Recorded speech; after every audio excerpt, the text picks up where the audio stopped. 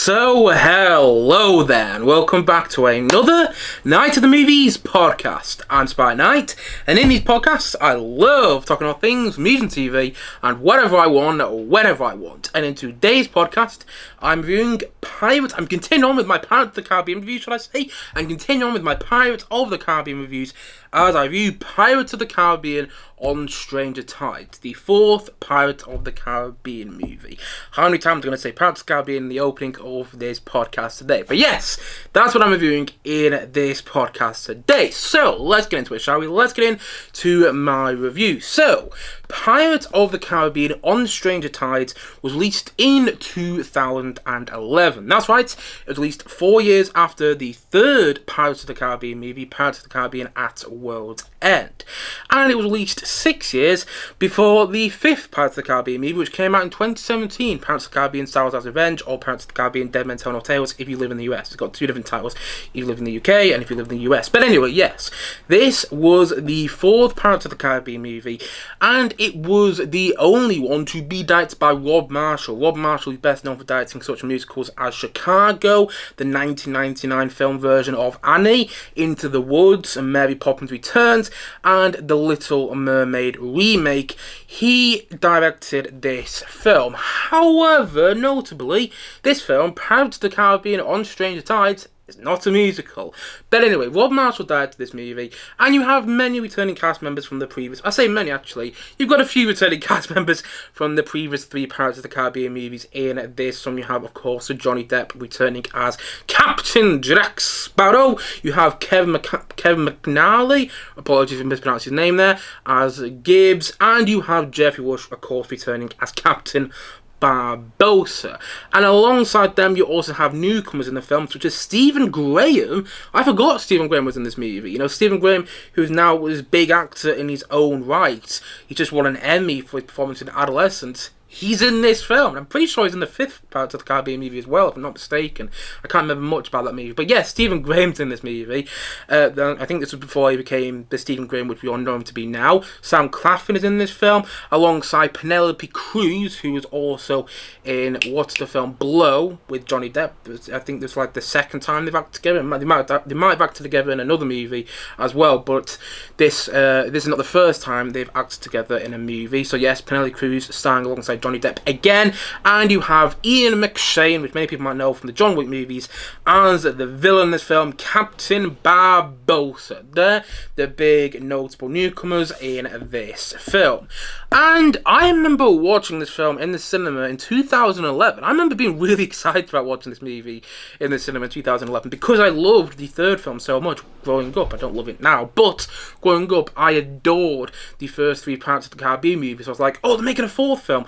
Are Will and Elizabeth going to be here? Are they going to have any other returning characters from the first three movies? I've heard there's going to be some new characters, but are they going to come together with some of the, some of the stock characters, some of the more memorable characters from the first three films? Are we going to see, we're going to see some returning characters? What's the story going to be? How they're going to continue it after At World's End, which had this conclusive ending, in my opinion.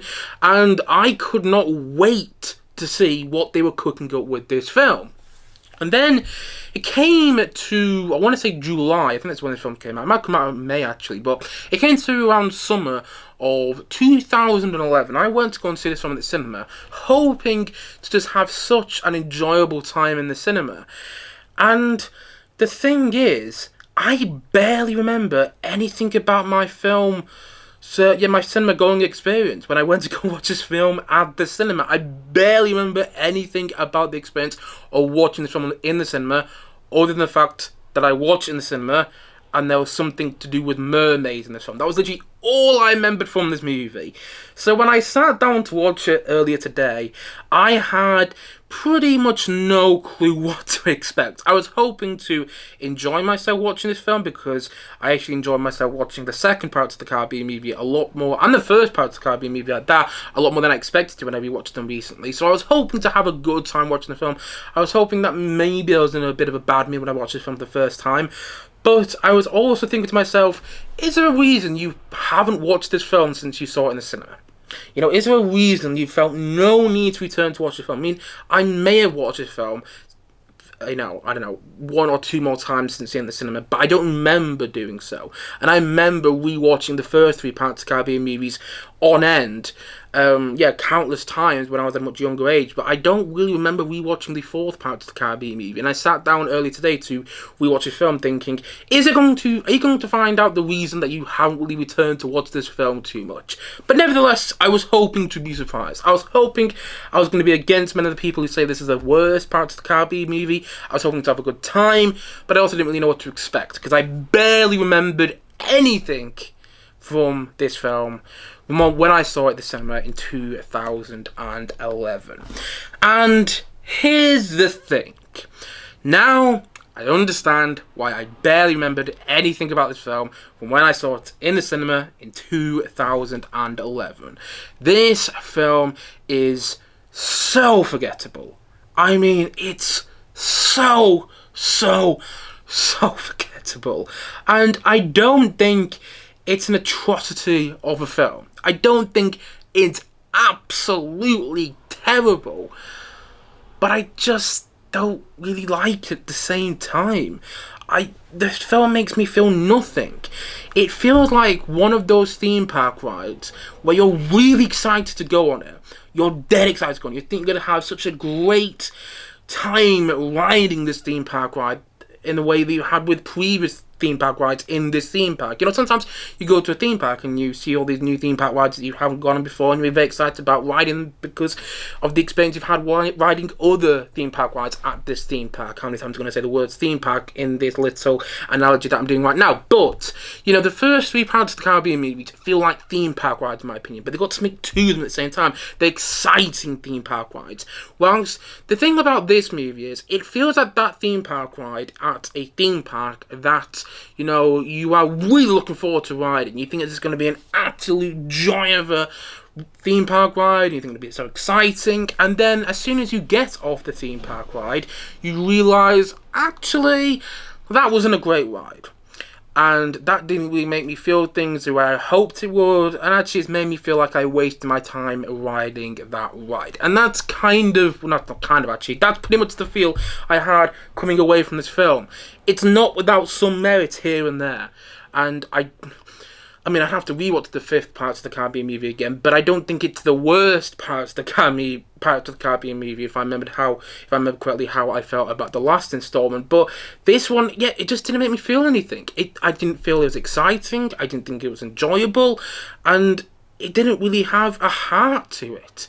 Unlike the first three films, where you really care about Jack Sparrow, you want him to succeed, and you know, for the most part, you buy into the romance between Will Turner and Elizabeth Swann. You don't really get that in this film. Sure, you find out that Jack Sparrow had a romance with Penelope Cruz's character, who I've pretty much forgotten the name off the top of my head. It's Angelica. Yes, it's Angelica. I remember it. I'm actually proud that I remembered it, because I'm telling you now, if I was doing this review a day or two after I saw this movie, I'm pretty sure I would have forgotten her name. But anyway, you find out at one point in the film that Jack Sparrow had a romance with Angelica, but it's not the heart of the film. You just find that out, and you find out they had feeling. You find out that he still has feelings for her as well. But again, it's nothing that's particularly.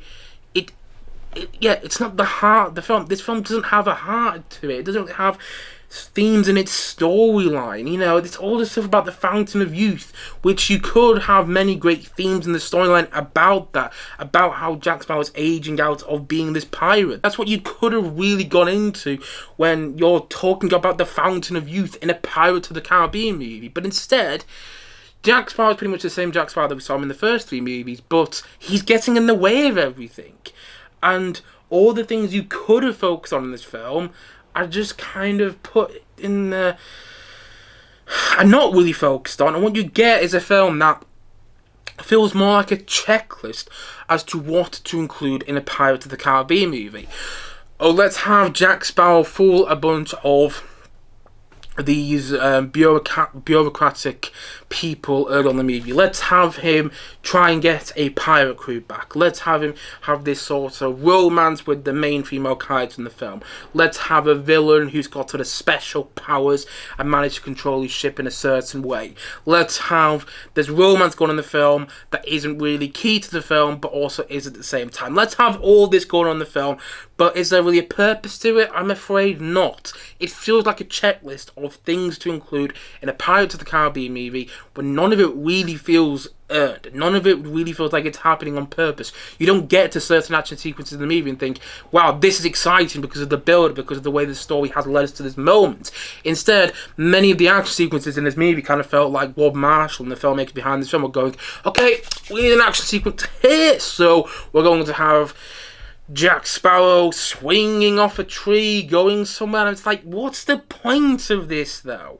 I kind of got the point of the mermaid sequence, but that was about it. The film opened with this action sequence, which I should have found so exciting. It's kind of like Jack Sparrow doing his own sort of James Bond. Yeah, it's a sort of Pirates of the Caribbean take on a James Bond opening action sequence, you know? But instead, when I was watching the opening sequence, I was just thinking, what's the point of this sequence? What is this sequence doing for the rest of the film, other than reintroducing us to Jack Sparrow in a way that the filmmakers think is exciting, but instead just comes across as pointless. Like, the opening sequence, I should have felt enthralled by. I should have been smiling like, oh yes, Jack Sparrow's back and he's outsmarting everybody, but instead it just kind of feels, it doesn't really make sense. Like, the way he outsmarts everybody doesn't make sense. He wears the judge's robes and everything like that, but how did he get the judge's robes? That's not shown. And he managed to escape all these soldiers which are chasing after him. But how does he manage to escape all those soldiers? It's not the way, the logistics of the opening action sequence in the film don't really work. Nor do many of the stunts in the opening action sequence, because a lot of the time it's shot in a way where you can clearly tell that Johnny Depp is not doing the stunt work in those sequences. And the thing is, Johnny Depp probably wasn't doing the stunt work as Jack Sparrow in the previous 3 Pirates of the Caribbean movies. So chances are he had a stunt double doing most of the stunts in those movies. That's how stunt doubles work. That's why we have stunt doubles in these big blockbuster action-oriented movies. But the thing is, you couldn't tell in the previous 3 films. In this film, you could tell when Johnny Depp's stunt double was doing the action sequence and when they were trying to get Johnny Depp's face in this, or they're trying to get Johnny Depp as Jack Sparrow to make it look like he's doing the action sequence, but actually he wasn't. You could clearly tell when a stunt double was being used to do many of the action sequences involving Jack Sparrow throughout this film. It did not feel like Johnny Depp was doing any of the stunts. And on the topic of Jack Sparrow in this film, he's just not that charming, and he's just not that fun to watch, and he's also not funny to watch in the film. The thing about Jack Sparrow in the previous 3 movies, even in the 3rd film, which I think is the weakest of the first 3 films, he's still funny. You still laugh at many of his jokes, but he's telling jokes in the film. However, they're just not hitting, you know? There's just something off about the whole film that was really encapsulated in the lead performance from Johnny Depp as Jack Sparrow. And I don't think Johnny Depp is bad in this movie. I don't think he's as great as he was in the first 2 movies, or as good as he was in the 3rd film. But at the same time, I think his performance is also let down by the writing, which just feels off. It feels like they're trying to hit all these marks, like the first 3 Pirates of the Caribbean movies did, but they are failing miserably. I didn't really find Jack Sparrow to be charming, nor did I enjoy watching him too much in this film. And he was I think he's everyone's favourite character in the first movie, and he was my favourite character in the second 2 movies. And I think most people would agree with me. But in this film, it probably is my favourite character, but that's also not saying much, because the rest of the characters are, they're forgettable, with the exception of Stephen Graham, who I kind of enjoyed watching because it's Stephen Graham doing a pirate impression. With the exception of Stephen Graham, I did not really like any of the characters, nor did I latch onto any of the characters in this film, or any of the new characters at that. I didn't understand the point of Penelope Cruz's character. I didn't really understand the point of Blackbeard. Many of the new characters in this film I just felt were shoehorned in there, and you didn't care about them. You didn't really care what happened to them. When you see, and spoiler here in case you haven't seen this film, but you've had a good long while to see this movie now. You've had 14 years to see it, if I've got my maths correct there. Yes, I have actually. I'm rubbish at maths, but I think I've got my maths correct. Anyway, you've had 14 years to see this film, so spoiler here. But when Blackbeard died at the end of this film, I should have felt the same way when you see Davy Jones, quote-unquote, die at World's End. But I didn't. when you see him sort of get destroyed by water or whatever is going on there, I was like, oh, okay, it's not a bad visual effect going on there. It's not some bad CGI is fine, but I should be feeling more. I should be feeling like, oh yes, they're finally going to win a Blackbeard, this villain who's been so, this villain who you've loved to hate throughout most of this film. But instead, I've just been mostly let down by the character Blackbeard. And I like Ian McShane as an actor. I think he's a really good actor. But I don't feel he's that great in the film. I don't feel he's that great because he's not given that much to play around with. I just don't think Blackbeard is a good villain. And I think one of the reasons I don't think he's a good villain either is because of the musical score. The thing about Davy Jones and Barbosa with that in the previous 3 parts of the Caribbean movies, because Barbosa is a villain in the first film and obviously David Jones is a villain in the second 2 movies, they have great themes to accompany them, particularly David Jones in the second 2 parts of the Caribbean movies, like dun da da da da da da da da da da. Don't know how well I'm singing his theme there, probably not too well at all, but the thing is, he's got a great team to accompany him, and that's what makes him that's what makes him more memorable. I think villains are more memorable if they have a great piece of music to accompany them whenever they're on screen. I think it's one of the reasons Darth Vader is often regarded as one of the best villains of all time. And yes, I had to refer to Star Wars there because clearly I'm a big Star Wars fan. But the thing is, with Blackbeard in this film, I cannot tell you for the life of me, I cannot try and hum or try and sing his theme that accompanies him. And I know he's got a theme in the film because I have heard it. I heard it when I watched the film earlier today, but I can't remember it. The theme just didn't stick in my head too well, and I think the theme also didn't stick in my head too well because the musical score isn't that good. And listen, I love Hans Zimmer's scores for the previous 2 parts of the Caribbean movies. He didn't do the score for the first film, but he did the score for the second and third parts of the Caribbean movies. But he did the score to this film, and it really feels like a greatest hit of the previous 2 parts of the Caribbean scores to the previous 2 parts of the Caribbean musical scores. Many of the themes to the scores for the previous 2 parts of the Caribbean movies are just reused here and in a more heightened fashion. And it doesn't really feel like Hans Zimmer composed a lot of new music for this film and instead was just, going back to what he'd already done and inserting it here to try and give you the feels, but instead it just came across as clunky. The score to this film wasn't nearly as exciting or wasn't nearly as memorable as it should be. And say what you will about the first 2 parts of the Caribbean sequels, Dead Man's Chest and At World's End, say what about either of those films, but they got great scores to them. But on Stranger Tides, it's got a few okay new themes in there, but nothing particularly notable. There's no Kraken theme in the score to this film. There's no Davy Jones theme in the score to this film. There's no piece of music like One Day from the score to the 3rd Pirates of the Caribbean movie in the score to this, the 4th Pirates of the Caribbean film. The musical score to this film, I think, does let the film down and also makes it feel lifeless because it just feels like a greatest hits of this music from the previous 2 Pirates of the Caribbean movies, but without the same sort of oomph that the musical score had to those previous 2 movies, the same sort of feel that the musical score had to those previous 2 movies. This musical score really let me down, and the plot is convoluted with a capital C. It's all over the shop. It got to the point in the finale of the film, I'm just thinking, who the hell are these characters coming out of nowhere?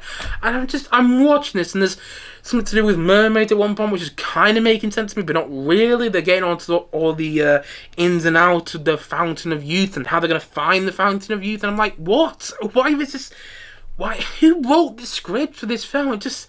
It's a very convoluted script, way too much going on. And this is a messy film with all these different ideas that they clearly want to include in a Pirates of the Caribbean movie, but they just didn't know how to. This film is a complete mishmash of all these different things going on, and none of it really sticks. This film, it's just a complete and utter mess that doesn't really have anything to it. It isn't exciting. It doesn't have those swashbuckling adventure feels that the previous 3 parts of the Caribbean movies had. Not so much the 3rd one, but still, at least the 3rd one compared to this movie felt like it just felt more complete. And that's another thing about this film. The story doesn't feel like it wanted to be told. It feels like Rod Marshall was hired as a director in this film because he's a good director to hire. He did a good job with Chicago.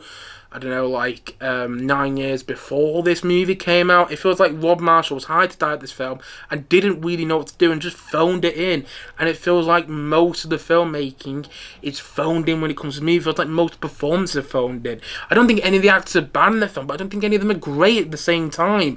There's no one performance when it really went, I mean, apart from Stephen Graham, who I like quite a lot, but apart from Stephen Graham, there's no one performance where I went, oh, you know what, that performance really stood out to me, unlike Bill Nighy as Davy Jones in the previous two parts of the Caribbean movies, or Jeffrey Rush in the first part of the Caribbean movie. And that's another thing about this film. Jeffrey Rush as Barbosa is wasted. I mean, his best scene in the film is when he's tied up to a tree and he's sat there with Jack Sparrow, who is also tied up to a tree, and he's talking about why he hates Blackbeard so much. That's the best scene in the film. And I was thinking, if what he's saying there, you know, about why he hates Blackbeard so much, if that was how the film started, we saw Barbosa and Blackbeard have a sword fight and then Blackbeard cuts off Barbosa's leg, I would feel more when they have that sword fight towards the end of this film, but I don't feel anything when that sword fight happens. When Blackbeard and Barbosa are fighting each other, I should be like, yes! I was waiting for this moment, and now it feels earned, but I don't. And that's just so much of the film. You know, it feels like a lot of payoff without any setup. We hear in the past that Jack Sparrow and Angelica, Penelope Cruz's character, had this romance in the past, but because it's now being referred to in the Pirates of the Caribbean franchise up to this point, I don't feel anything. And that just kind of captures my feeling of the film as a whole. I don't feel anything whilst watching it. It's not an atrocious film, but it's nowhere near as good as it should be. You know what? It's not even that good.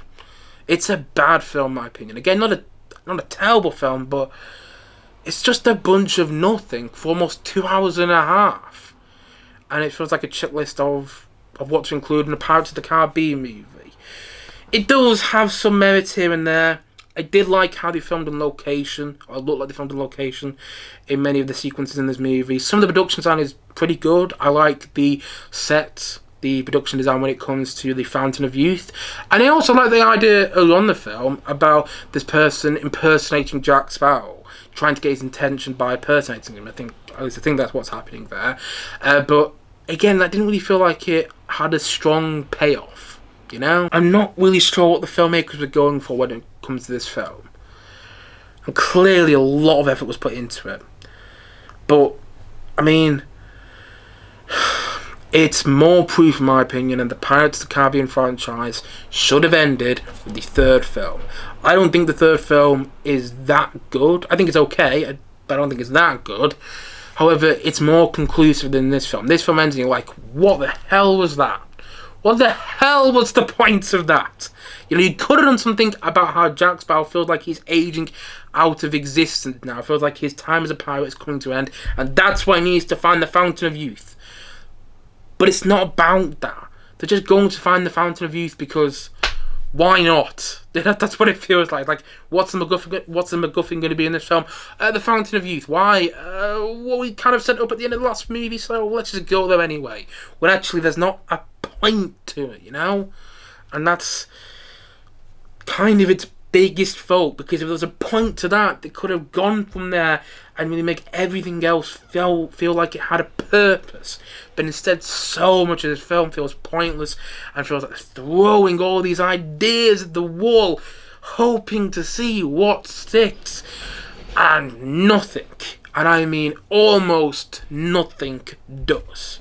It has its moments. The mermaid sequence was okay. I'll give the film that. Wasn't badly done. But the rest of the film, I don't know what they were going for. I really don't. So yeah, I'm not a fan of the fourth Pirates of the Caribbean movie, Pirates of the Caribbean on Stranger Tides, and I now realise why I barely remembered anything from my experience watching this film in the cinema for the first time. And so, all in all, I'm going to say this movie, I'm going to say that Pirates of the Caribbean on Stranger Tides, I'm going to say that it's I'm going to give it a 3 out of 10. I'm giving it that rating because I didn't think it was awful. I think if I was to say it was awful, I'd give it a 2 out of 10 or lower. And again, I didn't think it was awful. In order for me to think it was awful, in order for me to think it was awful, I'd have to go, oh, this is just...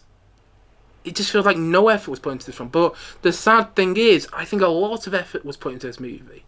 When you look at the way it was shot, when you look at some of the production design, when you look at how they were trying to bring certain periods in history to life, particularly the opening sequence, it feels like a lot of effort was put into this film. Also in the costume design, which is one thing I don't really talk about when it comes to reviewing movies or TV shows on this channel. But the thing is, it feels like all that effort that was put into this film is wasted by, a quote-unquote story for this film. I'm so kind of surprised this film had a story, because I don't really think it did, but a story to this film that is so convoluted, that doesn't really make any sense, and with new characters that are so forgettable, and with returning characters that don't really have much to do, or you think they're going to have something to do, but then they don't really have anything to do. This film is a bunch of nothing. It's a bunch of nothing for almost 2 hours and a half. And that makes it the shortest of the first 4 Pirates of the Caribbean movies. Yeah, that makes it the shortest Pirates of the Caribbean movie up to this point in the franchise. But funnily enough, this feels longer than the second film. And the second film was almost 3 hours. It was about 2 hours 40 minutes. Whilst this movie is 20 minutes shorter and feels 20 minutes longer than the second movie, It's a convoluted mess that feels like a checklist of what to include in a Pirates of the Caribbean movie, with no purpose to it, and with no excitement in it. It feels like a theme park ride, but in the worst way. When some movies feel like a theme park ride, this is one of those films. It feels like a theme park ride when...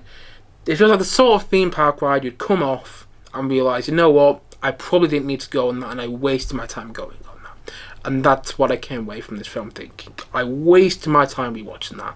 And you know what? I'm in no need to rewatch it at all in the future. Yeah. The fact that I didn't like it all the way back in 2011, well, should have told me about my thoughts. Should have told me what my thoughts on the film would have been now.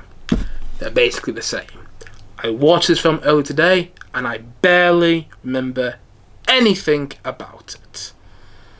Which pretty much tells you everything you need to know about my thoughts on this film as a whole. And so, all in all, as I've already said, and as I'm going to say once more in this podcast today, Pirates of the Caribbean on Stranger Tides is a 3 out of 10 from me.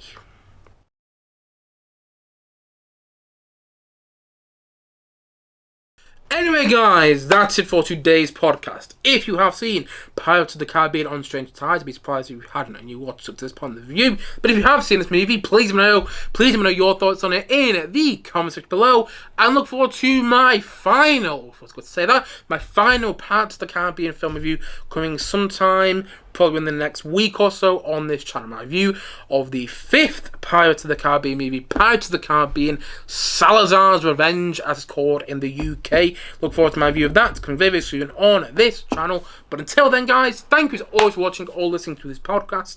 And if you haven't yet, and you enjoy this podcast, please, and you enjoy this podcast, if you enjoy this podcast, please don't forget to like and subscribe on this video. And look forward to many more videos and many more podcasts coming very, very soon on this channel. As what he said, thank you so much for watching or listening to this podcast, and I'll see you guys again soon, but bye for now.